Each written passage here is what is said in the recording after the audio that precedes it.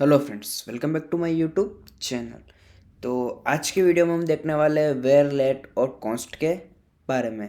इससे पहले वाले वीडियो में हमने देखा था वेरिएबल के बारे में, देख चुके हैं हम इंट्रोडक्शन के बारे में देख चुके हैं हम। तो आपको डिस्क्रिप्शन में सबके लिंक मिल जाएंगे और आप प्लेलिस्ट में जाके भी इसको एक्सेस कर सकते हो। तो बेसिकली आज हम देखने वाले हैं वेयर और लेट के बारे में और कॉन्स्ट के भी बारे में। तो तीनों में क्या डिफरेंस है, क्यों हमको यूज़ करना चाहिए, कहाँ क्या यूज़ करना चाहिए, वो सारी डिटेल हम आपको स्टेप बाय स्टेप इसमें बताएंगे। तो वीडियो थोड़ा सा लंबा बन सकता है, बट आपको यदि ये आप देख लेते हो तो आपको कभी प्रॉब्लम नहीं होगी वेयर, लेट और कॉन्स्ट में कि इन दिनों में डिफरेंस क्या होता है।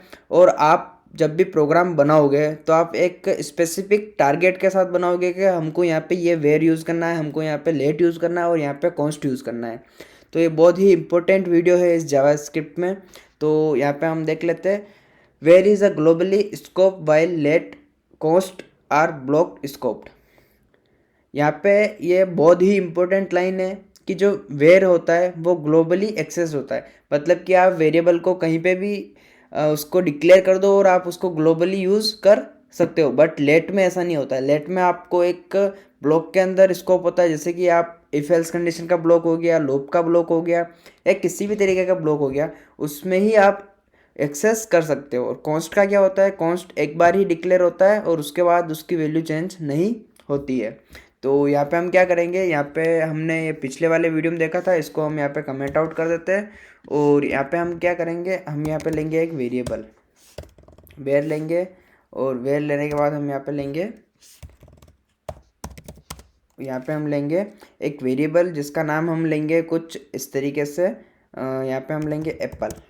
इसके बाद हमने क्या किया, यहाँ पे हम एक वैल्यू देते हैं और इसमें हम देते हैं हिम्मत। बेसिकली जो वेरिएबल है वो जब पहले लैंग्वेज लिखी जाती थी जावास्क्रिप्ट तब यूज़ किया जाता था। आज के टाइम में हम वेयर को यूज़ नहीं करते हैं, तो इसके बारे में मैं सिर्फ आपको बता रहा हूँ कि इस तरीके से वेयर काम करता है। बल्कि आपको वेयर यूज़ नहीं करना है। जहाँ तक पॉसिबिलिटीज़ हो आपको लेट और कॉन्स्ट ही यूज़ करना है, और लेट के साथ साथ आपको कॉन्स्ट ज़्यादा यूज़ करना है। तो यहाँ पे हम वेयर यूज़ कर लेते हैं और यहाँ पे कंसोल डॉट लॉग कर लेते हैं। तो यहाँ पे आपको डिफरेंस मैं बताता हूँ।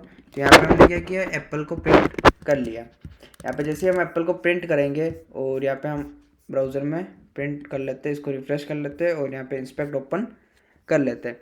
तो यहाँ पे कंसोल में आप देख सकते हैं हिम्मत आ चुका है। अब मैं क्या करता हूँ, यहाँ पे मैं इसको एक बार के लिए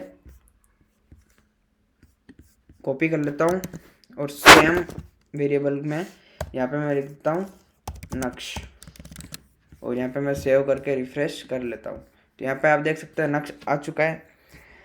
तो यहाँ पे आप देखेंगे कि यहाँ पे मैंने 2 बार इसको डिक्लेयर किया, 2 बार इनिशियलाइज किया, फिर भी ये हो गया। मतलब कि यहाँ पे एप्पल की वैल्यू की जगह एप्पल की वैल्यू रिप्लेस हो गई है। मतलब कि यहाँ पे एप्पल में मैंने हिम्मत लिखा था, उसके बाद मैंने एप्पल में वापस नक्श लिखा, तो यहाँ पे इसने रिप्लेस कर दिया। बट यहाँ पे यदि मैं लेट ले लूँ, अब डिफरेंस आपको पता चलेगा। यहाँ पे मैंने लेट ले लिया और यहाँ पे मैं इसको करता हूँ तो ये मेरे को identifier apple already has been be declare. क्यों? क्योंकि यहाँ पे मैंने वेरिएबल ले रखा है। यदि मैं एक बार डिक्लेयर कर लेता हूँ तो उसके बाद मैं डिक्लेयर उस वेरिएबल को नहीं कर सकता हूँ। तो मेरे को यहाँ पे क्या करना होगा, यहाँ पे मेरे को इसको हटाना होगा। यहाँ पे मैं इसको एक बार हटा के, ये नक्शा आ चुका है। तो यहाँ पे क्या होता है कि आप इसको डिक्लेयर नहीं कर सकते, आप इनिशियलाइज कर सकते हो, आप वैल्यू अपडेट कर सकते हो, बट आप इसको वापस मेमोरी में डिक्लेयर नहीं कर सकते हो। मीन्स कि आपने यहाँ पे कमांड दिया कि एप्पल नाम का एक वेरिएबल आप मेमोरी में स्टोर कर दो, तो कंप्यूटर ने स्टोर कर दिया। इसके बाद आप वापस कहते हो कि एक और एप्पल नाम का वेरिएबल स्टोर करो, तो वो नहीं करेगा क्योंकि उसके पास ऑलरेडी एप्पल नाम का वेरिएबल स्टोर है। पर वेयर कंडीशन में क्या करता है, वो उसको रिप्लेस कर देगा। तो यहाँ पे हमको क्या करना है, जैसे कि हम यहाँ पे एप्पल करेंगे और यहाँ पे हम कुछ भी वैल्यू लेंगे तो वो यहाँ पे रिप्लेस कर देगा। तो यहाँ पे मैं सेव कर देता हूँ। अब हम क्या करते हैं, इसको ब्लॉग में चेक करते हैं। यहाँ पे मैंने एक ब्लॉग बना दिया और यहाँ पे मैं ले लेता हूँ लेट एप्पल। इसके बाद हम यहाँ पे कुछ भी वैल्यू ले लेते हैं। यहाँ पे सपोज यहाँ पे ले लेते हैं हम वाई वाई वाई। उसके बाद हम यहाँ पे एक बार कंसोल करवा के देखते हैं तो आपको पता चलेगा डिफरेंस क्या आता है। तो यहाँ पे हम जैसे इसको सेव करेंगे और यहाँ पे हम इसको रिफ़्रेश कर रहे हैं तो यहाँ पे आप देखेंगे कि वाई वाई आ चुका है। तो ये जो लेट एप्पल है वो क्या है कि उस स्कोप के लिए जो कि बॉडी है, एक तरीके से हमने बॉडी मान लिया, ये एक नया स्कोप है क्योंकि ये एक ब्रैकेट है, मतलब कि एक ब्लॉक है, ब्लॉक नहीं ब्लॉक, तो ब्लॉक है।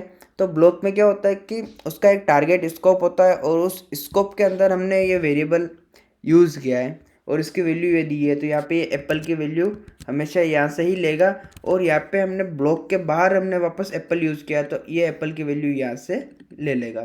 तो ये फ़ायदा होता है हमें लेट यूज़ करने का। अब हम देख लेते हैं कॉन्स्ट के बारे में। तो इसको हम एक बार के लिए कमेंट आउट कर लेते हैं और यहाँ पे हम ले लेते हैं कॉन्स्ट और यहाँ पे हम एक वेरिएबल ले लेते हैं जिसका नाम ले लेते हैं हम कुछ भी HHH और यहाँ पे हम इसको वैल्यू दे देते हैं हिम्मत और इसको मैं कंसोल करवा देता हूँ, console.log और यहाँ पे क्या करते हैं हम HH को प्रिंट करवा देते हैं।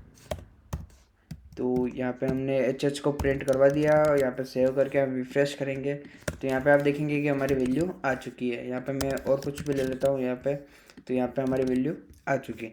बट अब मैं क्या करता हूँ, इसको मैं यहाँ पे रीडिक्लेयर करता हूँ इसको, तो ये मेरे को एरर दे देता कि ऑलरेडी डिक्लेयर है। यहाँ पे मैं ओनली वैल्यू अपडेट करता हूँ तो अभी ये एरर दे देगा। तो कांस्टेंट यूज़ करने का पर्पज़ यही होता है कि आपने जो एक बार डिक्लेयर कर दिया वो वैल्यू कोई भी चेंज ना कर पाए। क्योंकि बेसिकली होता है क्या है कि जब आप वेर यूज़ करते हो तो आप बहुत सारी बार क्या करते हो, कोई भी वेबसाइट है तो उसमें आप इंस्पेक्ट करके चेंज कर सकते हो उसकी वैल्यू। तो यहाँ पे आप कॉन्स्ट की मदद से नहीं कर पाओगे, उसकी कॉन्स्ट की वैल्यू भी चेंज आप नहीं कर पाओगे। और बेसिकली क्या होता है कि आपको पता होता है कई बार कि ये चीज़ जो है वो चेंज नहीं होने वाली। जैसे जैसे कि आप कोई सॉफ्टवेयर बना रहे हो और उसमें आपको पता है कि नेम की जगह नेम ही रहने वाला है, या फिर जो उसका डेवलपर है उसका वो एक ही डेवलपर है और उसका नेम फिक्स है तो आप उसको कॉन्स्ट में ले लोगे। या फिर ऐसे कोई वैल्यू जो कि फिक्स होती है उसको आप कॉन्स्ट में ले लोगे। लेट का आपको बता ही दिया है मैंने। ये क्या होता है, एक ब्लॉक स्पेसिफिक होता है, मतलब कि आप ब्लॉक के अंदर इसको डिफाइन करोगे तो वो उस ब्लॉक के अंदर जहाँ जहाँ उसकी वैल्यू होगी वो वहाँ वहाँ उसके अकॉर्डिंग ही वैल्यू लेगा। आपने इस ब्लॉक में लेट को डिफाइन किया एप्पल, तो यहाँ पे आप कितनी भी क्वेरी चलाओ इस ब्लॉक के अंदर, आप जितना भी काम करोगे वहाँ पे एप्पल की वैल्यू वाई वाई वाई ही होगी। और जैसे ही आप इस ब्लॉक से बाहर निकलोगे उसके बाद एप्पल की वैल्यू यहाँ पे ये हो जाएगी। और आपको वेर तो यूज़ करना नहीं है क्योंकि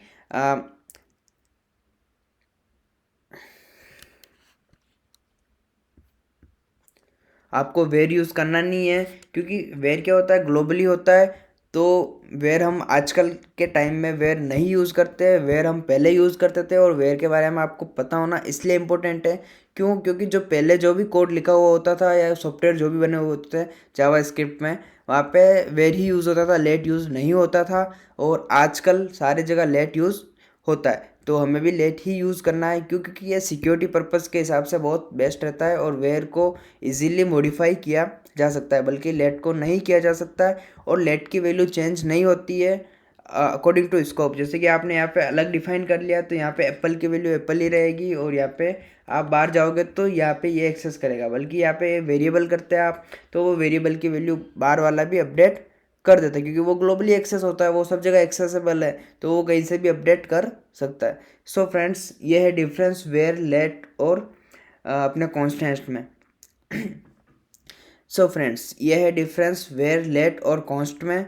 तो फ्रेंड्स, वीडियो अच्छा लगा हो तो वीडियो को लाइक कर देना, कमेंट कर देना और चैनल को सब्सक्राइब कर देना। और आगे हम वीडियो में देखने वाले हैं ऐसे ही बहुत सारे टॉपिक और सारी जो भी प्रॉब्लम्स आती है वो सारी वैलिडेशन की हो गई, बहुत सारी जैसे हमने यहाँ पे बहुत सारी प्रॉब्लम सॉल्व कर रखी है ऑलरेडी, वो सारी प्रॉब्लम आपके साथ में डिस्कस करने वाला हूँ आने वाले वीडियोज़ में। So friends, thank you for watching.